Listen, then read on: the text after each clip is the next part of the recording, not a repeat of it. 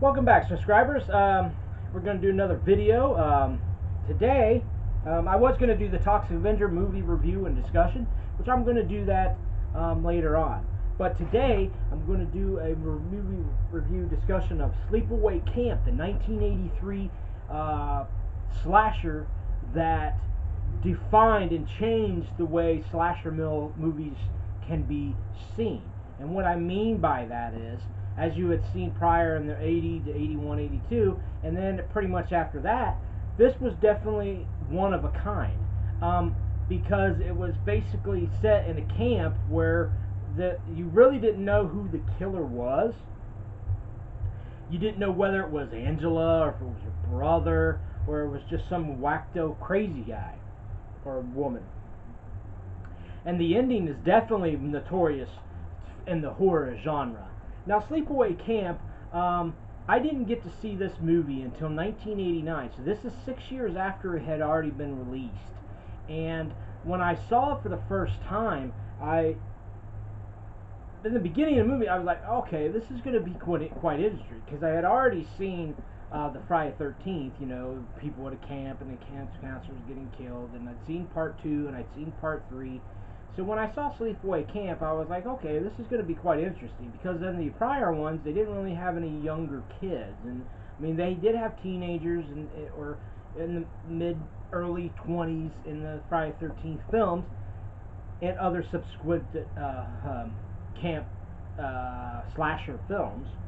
But yeah, Sleepaway Camp is definitely a great film. I mean, it's definitely a cult classic. I would rate it in my top 20 as far as cult classic horror films from the 80s. It would definitely be in my top 100 horror films of all time. I mean, the ending is what really surprised me. When I originally saw the ending in 1989, I was like, okay, this is different. I mean, because this had been like three or 4 years prior to the movie The Crying Game. If anybody knows what that, look it up and you'll know what I'm talking about. But, so basically you've got the storyline where, the beginning of the film, Angela and her brother are on a boat with their dad, I'm guessing, and you see these young couple and this girl skiing on the water, and the one guy was telling the girl, go ahead, and you know, she can drive, and she's not paying any attention, and the boat ends up going over top of and killing the guy and hurting the little kids, and you know, so she's screaming, help, help, and then all of a sudden it's years later, and it shows White House, and then he goes inside, and you see this lady, which is played by the notorious Desiree Gold. I mean, classic actress. I mean, and when I say classic actress, I mean she definitely is not. She's definitely not a great actor. I mean, because the way her dialogue is played, she is, I wrapped the string around my finger so I wouldn't forget. I mean, it's just a dialogue. I mean, it's not. I'm not really giving her the blame for her way she acted in the movie, but she was not a classically trained actress. I mean, I'm the years and knowing the film. I mean, that leads to the mystique of Sleepaway Camp. So you meet Angela and her brother Ricky, and they go to a camp, which is Camp Arawak, and you know, you see all the kids getting off the buses and running and screaming and hollering. You got these 3 African American people and this one heavy set white guy standing there, and he says the line. What was that he said? Anyway, he made a derogatory statement to young girls, and I mean, the guy who plays the part definitely played his part pretty good, convincing, because he, you know, I mean, it makes him look like he's a pedophile or. But I mean, I don't now. As far as what I've heard in commentaries and interviews with the cast of the movie, saying he really played his part, he was a really nice guy off the camera and all that. So I mean, go as it is. I mean, and then you see one of the one of the black actors in the back was Robert Earl Jones, which was James Earl Jones's father, who he passed away in a couple years back, about 10 years ago back. But and then you know, you got Mike Kellen with his little socks up to his almost to his knees. This was one of his last roles. He ended up dying not much long after this film was finished. Yeah, you have Mike D'Angelo standing on the side, or excuse me, Paul D'Angelo. What the hell am I talking about? Paul D'Angelo standing over on the side of Mike Kellen, which his character's name was Mel, and he's standing over there, and he's a real muscle-bound guy. I mean, you can definitely see that he works out from his shorts, real short shorts, and his you know, muscles showing through his shirt. But anyway, I mean, you got all the classic bad ladies, bitches, whatever you want to say. I mean, you got Meg, you got Judy, and you know, Judy Karen Fields. I mean, she definitely played a role well in this film. I know she didn't really do too much acting after this, but yeah, she definitely played her role well.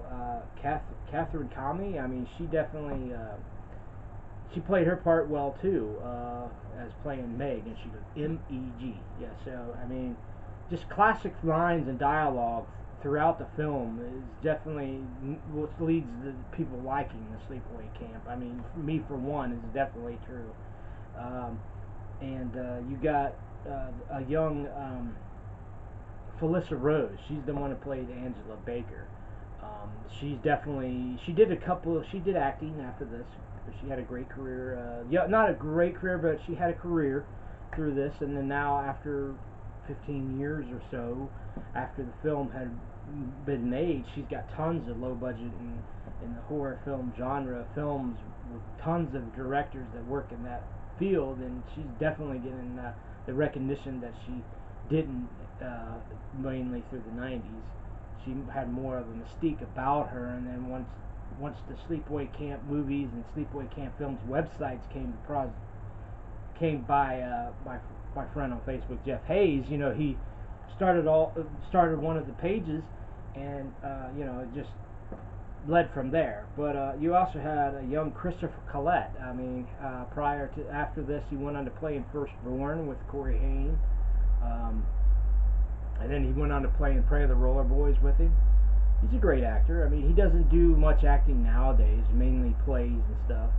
But yeah, and you also have Jonathan Tiersten. Yeah, he's also a friend on Facebook, but I mean, in the movie, he's supposed to be younger than he is, but in real life, he was like 18 years old, and you know, he still doesn't look his age today. But yeah, it was directed by Robert Hiltzig. Robert Hiltzig hadn't really done much movies up to this point.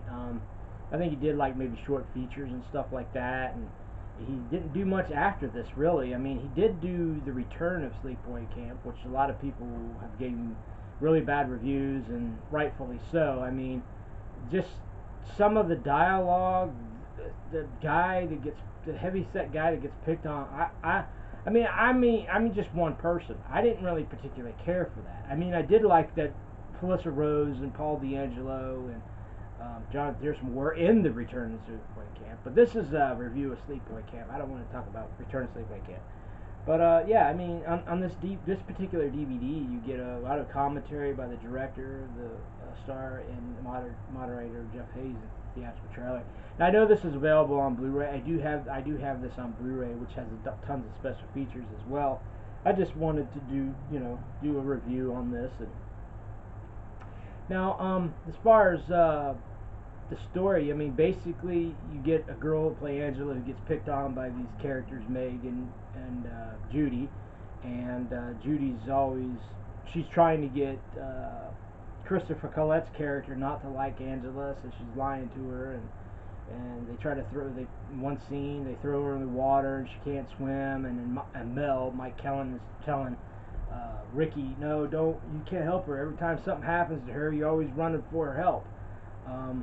One classic scene in the movie is when one of the characters, if I remember his name, let me think, what was his name?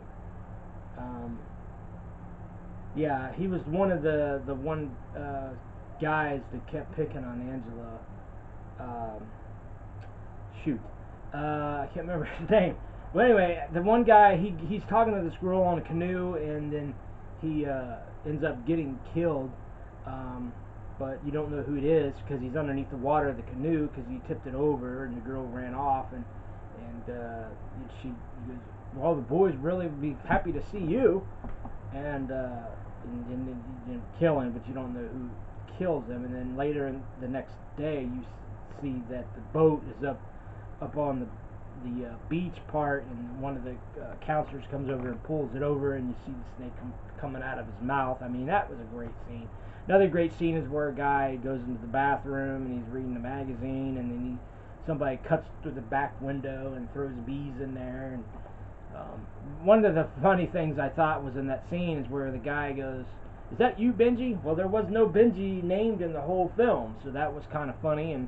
And he locked in because the killer had put a broomstick on the other side of the door, and he couldn't get in, and he ends up breaking it, and then he falls down. He got bees all over his face, and his arms all just bloody and everything. I mean, yeah, you just got scenes like that. And the one scene that a lot of people like is when Meg goes, she's trying to take a shower, and she goes in the shower that's separated from the other camps, and Angela comes in there, and she stabs her through the plastic shower, and goes down from her back down, and she falls.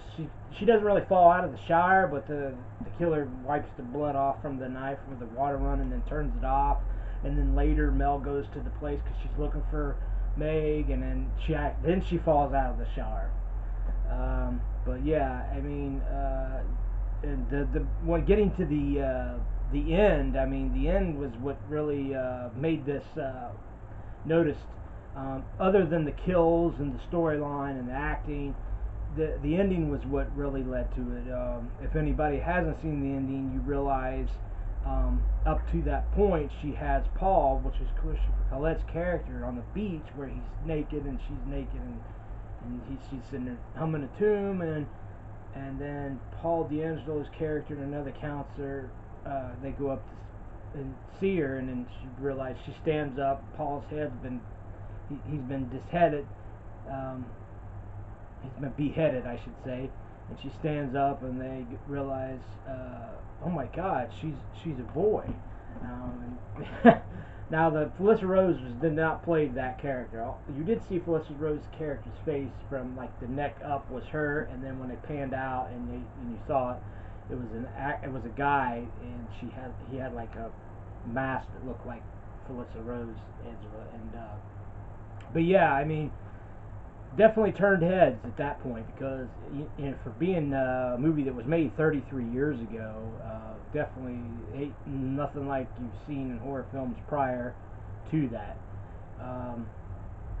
Now, the likes I like this movie, I mentioned some of them.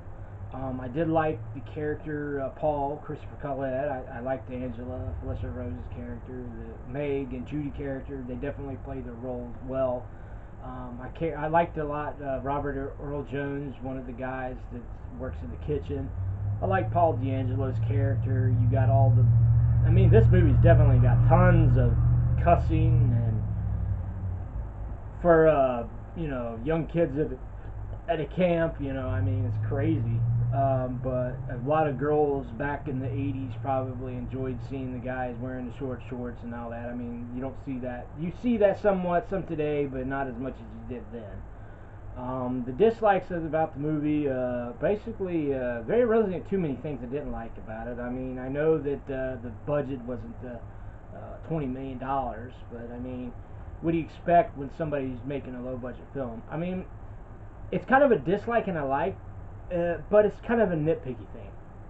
When they flash back to show that Angela really is a boy, and you see the husband and the guy in bed, and you see that there's gay overtones. I mean, being 1983, I mean, there had been a lot of male gay things back prior, and has been since. But to just throw that in there is like made for a loop, and you're like, okay, this is interesting. I mean, I don't got anything problem with men and making love to men. It's just not for me.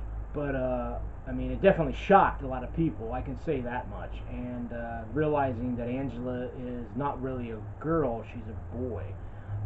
But now on the 1 to 10 rating, I would give this a fair 6. I'd give it a fair 6. It's definitely worth that rating. Definitely not as bad as other films. But yeah, that's basically my review and discussion of Sleepaway Camp.